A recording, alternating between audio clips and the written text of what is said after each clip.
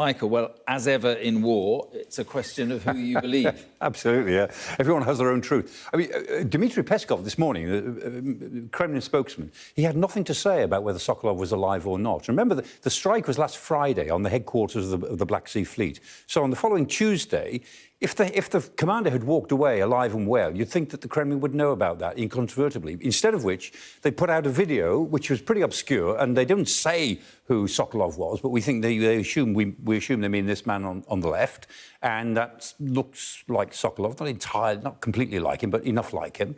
Three-star admiral. There's his pips on his shoulder. There's his insignia, which are consistent with the insignia which Sokolov has. So I'm prepared to believe that's Sokolov. I'm not convinced that was today. But when it... Yeah, exactly. Absolutely. So and we know that we can see that video has been edited, and maybe it was today. Maybe it's been edited and it was today.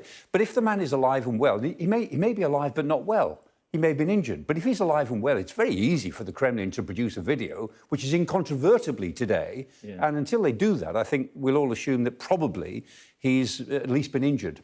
Right. Now, this map, and we're talking today about strikes. Is it drone strikes quite close to the border with Romania? Romania, yeah. Well, two things. One is Sevastopol. I mean, this is where the Ukrainian missile strike was last week on Friday that we were talking about on the base of the Black Sea Fleet. Meanwhile, the Russians have been attacking Odessa, big attacks on Odessa overnight and towards Izmail, and they've hit the Olivka-Izikia crossing, which is a ferry crossing between, right on the Danube, between Ukraine and Romania. And Romania, of course, is a NATO state. Country, yeah. So these attacks are getting pretty close to NATO territory, and that's the Russians, whether that was deliberate or not, or an accident, we don't know, but it's right on the Romanian border. Yeah, there was one very close to the Polish border, wasn't there? There was, quite early indeed. in the war, which turned out to be a Ukrainian... And that turned out to be a Ukrainian anti-aircraft missile that went off course or was chasing a Russian missile. These things will happen, but it's not helpful when they do. Right, and just 40 seconds, the latest on the battlefield. Yeah, I mean, change of tactics in a way, or at least a combination of tactics. The Russians are moving some of their best forces from the area of Klishkivka, Bakhmut, where they're losing ground, but they're bringing some of their best forces round to the south, which is where the battle is really getting quite intense. So they brought the 7th VDV Division and the 76th VDV Division, those airborne divisions.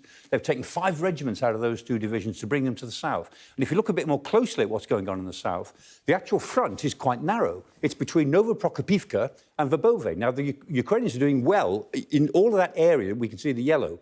They think that they are through the main defences. If they are, then they'll make pretty big progress towards Tokmak, which is 8 miles away. And that's a big target, Tokmak, if they do. The Russians are playing for time, but the Russians have put more or less everything on the front line because it seems that Putin has demanded that they defend every inch. And with that, that means that they've got nothing behind. They've got no mobile reserve that we know of, no operational reserve, which is what these VDV forces should have been.